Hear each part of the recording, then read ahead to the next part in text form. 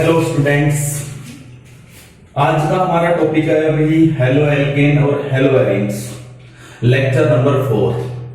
हम पढ़ रहे थे हेलो एल्केन्स की प्रिपरेशन यूजिंग एल्कीन।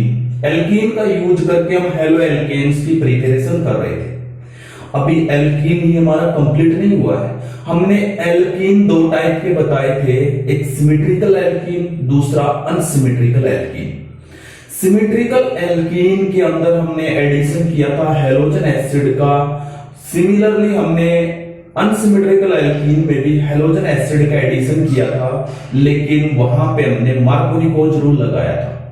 लेकिन अगर मैं कहीं पे एंटी मार्कोनिकोज की रिक्वायरमेंट हो जाए तब आप क्या करोगे? तो हम एक ऐसा एग्जांपल भी लेंगे जहां पे एंटी मार्कोनिकोज रूल लगता है। तो चलिए गाइस देखते हैं हम ऐसा ही एक एग्जांपल। तो हमारा चल रहा था प्रिपरेशन ऑफ हेलो एल्केन। किसका यूज करके हम कर रहे थे? From alkene. ये हमारा चल रहा था। तो उन्हीं के साथ आगे बढ़ते हैं। एक अनसिमेट्रिकल एल्कीन ले लेते हैं फिर से। अनसिमेट्रिकल एल्कीन मैंने लिया क्योंकि मार्कोनिकोज और एंटी मार्कोनिकोज केवल अनसिमेट्रिकल में लगते हैं। मैंने ये एग्जांपल ले लिया CH3CH डबल बॉन्ड CH2 और आपसे कह दिया जाए इसके अंदर HBr ऐड करो। अगर मुझे HBr ऐड करना हो लेकिन रूल कह दे भी एंटी मार्कोनिकोज लगाना है, तो आपको एक छोटा सा चेंज मिलेगा। क्या चेंज मिलेगा? अगर इस रिएक्शन में एरो के ऊपर लिख दे परऑक्साइड, एरो के ऊपर आपसे लिख दिया जाए परऑक्साइड, परऑक्साइड लिखते ही परऑक्साइड अगर आपसे लिखा हुआ नहीं है तो ऐसा कुछ मिलेगा। परऑक्साइड का ये सिंबल भी होता है OOC डबल बॉन्ड OR, ये एक परऑक्साइड है। क्यों कहते हैं इसको परऑक्साइड? क्योंकि इसके अंदर ऑक्सीजन ऑक्सीजन के बीच में बॉन्ड है, इसलिए हम इसे परऑक्साइड बोलते हैं। अगर परऑक्साइड मिल जाए, लेकिन दूसरी कंडीशन और सुनते जाना। पहली कंडीशन तो आपको क्या मिलना चाहिए? परऑक्साइड। दूसरी कंडीशन क्या है? केवल और केवल HBr का एडिशन करते हो। केवल और केवल किसका एडिशन करते हो आप? HBr का अगर एडिशन करते हो तो एंटी मार्कोनिकोज लगेगा। केवल और केवल हमने किसका एडिशन करना है? HBr का।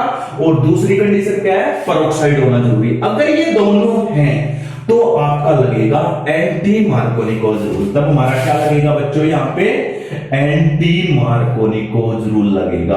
अगर आपके पास इन दोनों में से कोई भी एक कंडीशन नहीं है, कोई भी एक कंडीशन नहीं है, तो वहां पे always Markovnikov's.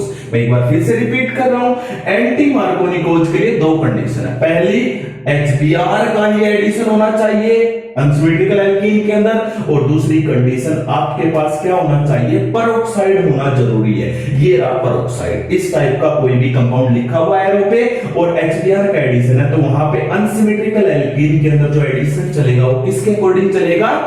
Anti Markovnikov rule. अब हम देखते हैं एंटी मार्कोनिकोज रूल के अकॉर्डिंग। तो एंटी मार्कोनिकोज रूल, मार्कोनिकोज का तो उल्टा ही होगा, obvious सी बात है।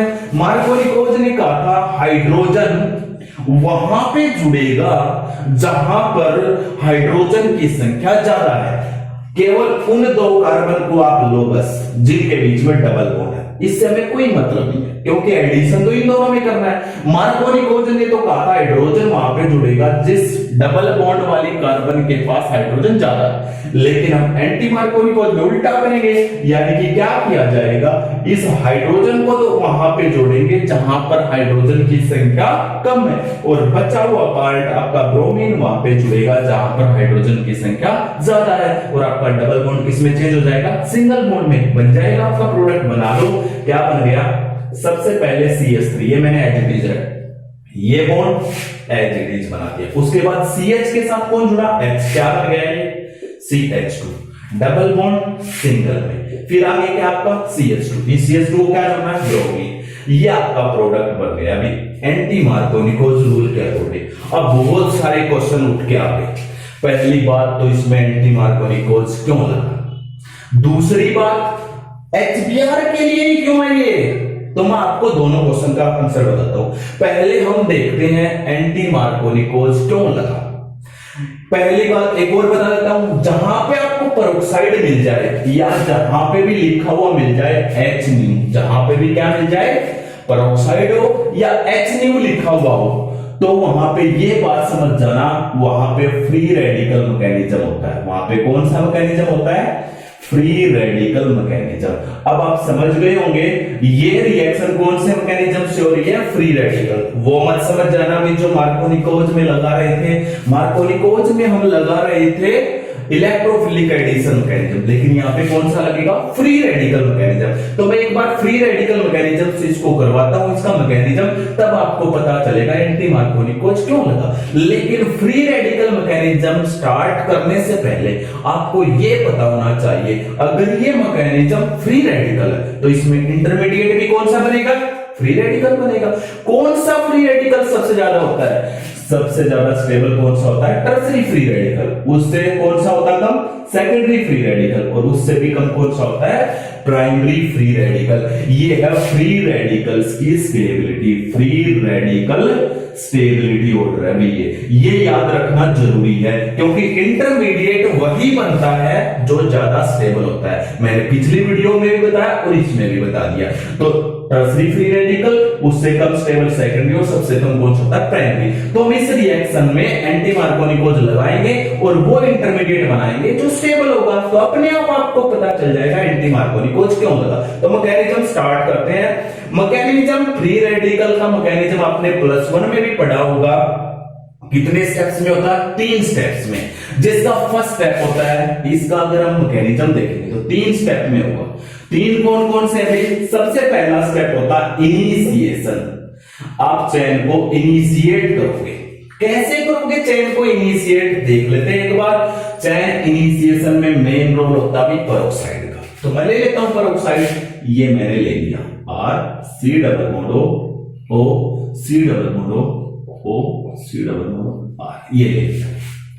आप क्या करोगे, इसके ऊपर थोड़ी सी हीटिंग या H न्यू जब डालती है तो ये टूट जाता है। कैसे टूटेगा, ये ऑक्सीजन और ऑक्सीजन के बीच का ये बॉन्ड है। एक बॉन्ड को बनाने में बच्चों कितने इलेक्ट्रॉन होते हैं, 2।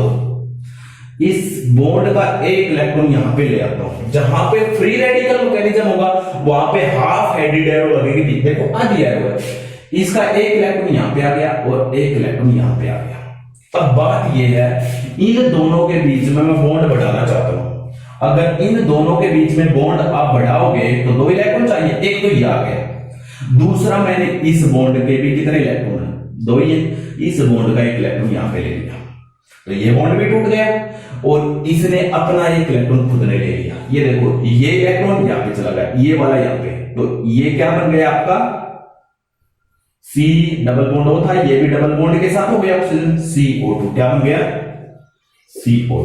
इसमें और देखो सेम ऐसे ही, जिसको यहां पे समझ नहीं है यहां पे देख लो, देखो इस बॉन्ड के इलेक्ट्रॉन यहां पे गए थे। अब यहां पे और यहां पे डबल बॉन्ड बनाना चाहते हैं तो मैंने इस बॉन्ड के भी दोनों इलेक्ट्रॉन बांट दिए, एक यहां पे ले आया और एक इस पे ले गया। ये यहां पे आते ही 2 इलेक्ट्रॉन हो गए, एक ये आया था एक ये, इनके बीच में भी डबल बॉन्ड हो गया और डबल बॉन्ड होते ये भी क्या बन गया, CO2। तो कितने CO2 हो गए, 2। अब इस R पे एक इलेक्ट्रॉन बच गया और जिसके ऊपर एक फ्री इलेक्ट्रॉन है उसी को तो फ्री रेडिकल बोलते हैं। ये क्या बन गया, R फ्री रेडिकल। यहां पे भी क्या बन गया, R फ्री रेडिकल। ये आपका फ्री रेडिकल बन गया। इस फ्री रेडिकल कितने बने हैं, 2। ये भी आपका R फ्री रेडिकल। अब ये जो R फ्री रेडिकल बना है ये चेन को इनिशिएट करेगा। कैसे करेगा, एक आपके पास HBr था और एक आपके पास ये दोनों के बीच में रिएक्शन करवानी है। किसका यूज हो गया होगी, R फ्री रेडिकल। अब R फ्री रेडिकल जो बना है ये चेन को इनिशिएट करेगा तो पहले किस पे अटैक करेगा, ये HBr पे अटैक करेगा। तो R फ्री रेडिकल HBr पे अटैक करेगा, ये HBr पे अटैक किया। जैसे ही अटैक करेगा तो इस बॉन्ड में फिर से कितने इलेक्ट्रॉन है बच्चों, 2। एक इलेक्ट्रॉन इसने ले लिया और एक इलेक्ट्रॉन इसने ले लिया।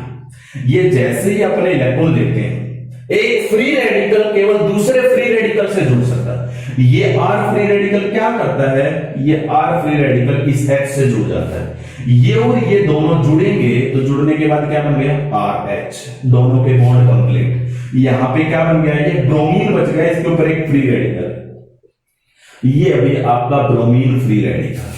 ये चेन को अब स्टार्ट करेगा। तो इनिशिएशन हो गया आपका ब्रोमीन फ्री रेडिकल। जैसे ही ब्रोमीन फ्री रेडिकल बना, अब चेन प्रोपोगेट होती है, क्योंकि मैंने बताया इसके फ्री रेडिकल मैकेनिज्म के 3 स्टेप होते हैं। सबसे पहला चेन स्टार्ट हो चुकी है, ब्रोमीन फ्री रेडिकल आपका बन चुका, जो कहां से आया, HBr से। अब चेन का प्रोपोगेशन होगा। तो सेकंड स्टेप क्या होता है, प्रोपोगेशन। अब प्रोपोगेशन जब चेन का करते हैं तो प्रोपोगेशन में एक रिएक्टेंट यहां पे यूज हो गया, अब दूसरा रिएक्टेंट आएगा। दूसरा रिएक्टेंट कौन सा है, CH3CH डबल बॉन्ड CH2। एक बार HBr यूज होगा तो एक बार ये, फिर ये, ऐसे ही चलता रहता है। ये जितनी चेन आप बनाना चाहो बना सकते हो। ये आ गया। अब इसके ऊपर ये जो ऊपर बना था, ये फ्री रेडिकल अटैक करेगा। ये पार्ट बहुत ज्यादा इंपॉर्टेंट है बच्चों। इस पार्ट को देखा जाएगा, जो कुछ डिपेंडेंट है इस पार्ट पे डिपेंडेंट है। अब ब्रोमीन फ्री रेडिकल को इस कार्बन पे जोड़ूं या इस कार्बन पे, क्वेश्चन बनता है ये। अगर इस पे जोड़ूं या इस पे, वो डिपेंड करेगा आपका मार्कोनिकोज लगेगा या एंटी मार्कोनिकोज। अब मैं दोनों पे जोड़ के देखता हूं, एक बार इस कार्बन पे जोड़ के दिखाता हूं आपको, एक बार इस पे। पहले मैं इस Br को इस कार्बन पे जोड़ता हूं, लेकिन मैंने बताया एक फ्री रेडिकल हमेशा केवल दूसरे फ्री रेडिकल से जुड़ता है। तो पहले फ्री रेडिकल बनाओ, दो में से एक बॉन्ड ले लो, उसमें 2 इलेक्ट्रॉन है, इसका एक इलेक्ट्रॉन इस पे ले आओ, एक इलेक्ट्रॉन इस पे।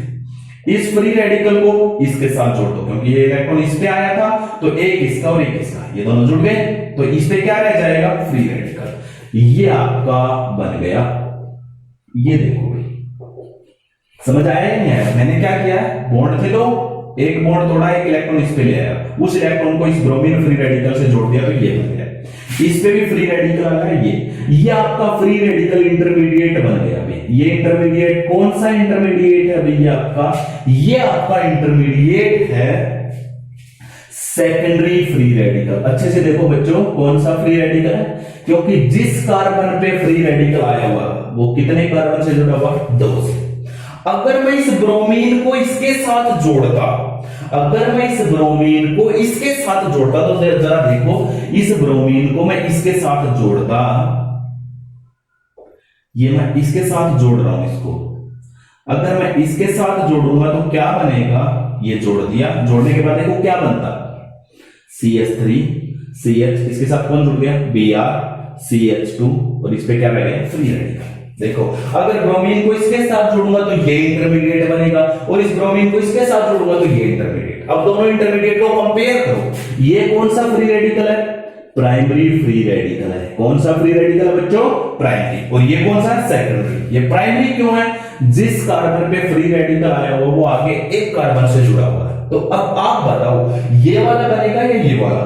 एक बार फ्री रेडिकल की स्टेबिलिटी पे चलते हैं, ये फ्री रेडिकल की स्टेबिलिटी, टर्सरी सबसे ज्यादा स्टेबल, उससे कम सेकेंडरी, उससे कम प्राइमरी। यहां पे एक सेकेंडरी बन रहा है, एक प्राइमरी, कौन ज्यादा स्टेबल है, सेकेंडरी वाला। इसलिए हमने ब्रोमीन को यहां पे जोड़ा जिस कार्बन के पास हाइड्रोजन की संख्या ज्यादा थी, और आपका कौन सा रूल फॉलो हुआ, एंटी मार्कोनिकोज रूल फॉलो हुआ। तो अब आपका ये बनेगा, ये वाला अटैक नहीं होगा, ब्रोमीन कहां पे अटैक करेगा, इसके साथ जुड़ेगा, इसलिए ये वाला नहीं बनेगा। तो इस स्टेप को देखा जाता है। फिर उसके बाद हमारे पास लास्ट स्टेप क्या होता है, अभी लास्ट स्टेप होता है टर्मिनेशन। टर्मिनेशन स्टार्ट करने से पहले अभी हमारा चेन प्रोपोगेशन कंप्लीट नहीं हुआ, सॉरी। अब आपका ये बन गया है CH फ्री रेडिकल, वो बना हुआ है CH2Br। अब इसके साथ फिर से कौन जुड़ेगा, मैंने बताया था एक बार HBr यहां पे यूज हो चुका, फिर ये यूज कर लिया, अब दोबारा से ये यूज होगा HBr। इस तरीके से आप प्रोपोगेशन स्टेप को कितना ही लंबा खींच सकते हो, एक बार ये ले लो, एक बार ये, एक बार ये, एक बार ये। अब आपने लिया, ये फिर से इस बॉन्ड के इलेक्ट्रॉन 2 हैं, ये इस पे और ये इस पे। अब फिर से ये H फ्री रेडिकल इसके साथ जुड़ जाएगा, इसके बॉन्ड कंप्लीट। फिर से कौन सा फ्री रेडिकल बन जाएगा, ब्रोमीन। देखो क्या बन गया, CH3 CH2 CH2 और Br, प्लस में Br फ्री रेडिकल निकल गया। देखो आपको यही प्रोडक्ट चाहिए था ना, ये रहा आपका इस रिएक्शन का ये प्रोडक्ट हो गया। अब आप इस प्रोपोगेशन स्टेप को और भी बढ़ा सकते हो। कैसे बढ़ा सकते हो, ये जो ब्रोमीन फ्री रेडिकल आपका बना ना, ये फिर से इसके ऊपर अटैक करेगा, ये स्टेप आ जाएगा यहाँ पे नीचे, फिर ये बनते ही फिर से वो HBr के साथ जुड़ेगा, ये स्टेप। इस प्रोपोगेशन स्टेप को बार बार आप कितना भी रिपीट कर सकते हो। एक बार देखो, ब्रोमीन फ्री रेडिकल बना था, इसने किस पे अटैक किया, इस पे, एल्कीन पे, तो आपका ये बन गया। फिर इसने किस पे अटैक किया, HBr पे, फिर से ब्रोमीन फ्री रेडिकल। अब ये ब्रोमीन फ्री रेडिकल दोबारा से अटैक करवाओगे तो इस पे करेगा, तो यही स्टेप कैसे हो जाएगा। इसलिए हम प्रोपोगेशन का मतलब होता है जितना चाहे उतना बढ़ा सकते हैं। अब लास्ट स्टेप क्या होता है अभी, लास्ट और थर्ड स्टेप होता है टर्मिनेशन। अगर आपने इस फ्री रेडिकल को खत्म नहीं किया तो ये चेन चलती रहेगी, बंद कैसे किया जाए, तो इसके बहुत सारे तरीके हैं टर्मिनेट करने के। आप कैसे टर्मिनेट कर सकते हो, देखो यहां पे फ्री रेडिकल बना था, दो थे ये, एक यूज हुआ, या तो ऐसा करें इस फ्री रेडिकल को इस फ्री रेडिकल से जोड़ दे, एक पॉसिबिलिटी ये है। तो क्यों ना ऐसा करें, आर फ्री रेडिकल को किससे जोड़ दें, ब्रोमीन फ्री रेडिकल से, क्या बन जाएगा, RBr। ऐसे भी स्टॉप हो सकती है चेन। दूसरा क्या हो सकता है, इस ब्रोमीन को इस ब्रोमीन से जोड़ दें, ये भी हो सकता है, वापस Br2 बन जाए, ये भी बन सकता है, या फिर ये हो सकता है ये फ्री रेडिकल इसके साथ जुड़ जाए, क्या बन जाएगा, CH3 CH free radical CH2 Br plus Br free radical, ये फ्री रेडिकल इसके साथ जुड़ जाए, क्या बन जाएगा, CH3 CH Br और CH2 Br। ये हमारे ऊपर डिपेंडेंट होता है। टर्मिनेशन में एक दो स्टेप दिखा दो बस, जैसे मैंने इस फ्री रेडिकल को इससे जोड़ दिया, इस फ्री रेडिकल को इससे जोड़ दिया, या इस फ्री रेडिकल को इससे जोड़ दिया, आपकी चेन स्टॉप हो गई। मेन काम होता है हमारा ये वाले दोनों स्टेप। लास्ट स्टेप में आप एक दो दिखा सकते हैं। ये था भी mechanism of anti Markovnikov rule. इसलिए मैंने कहा था तुम्हें, क्योंकि इसमें स्टेबल सेकेंडरी फ्री रेडिकल बनता है अगर हम कौन सा रूल फॉलो करते हैं, एंटी मार्कोनिकोज। तो फर्स्ट तो आपको पता चल गया एंटी मार्कोनिकोज क्यों लगा। अब आप एक बार इसको फास्टली डाल लो, फिर हम देखते हैं आगे।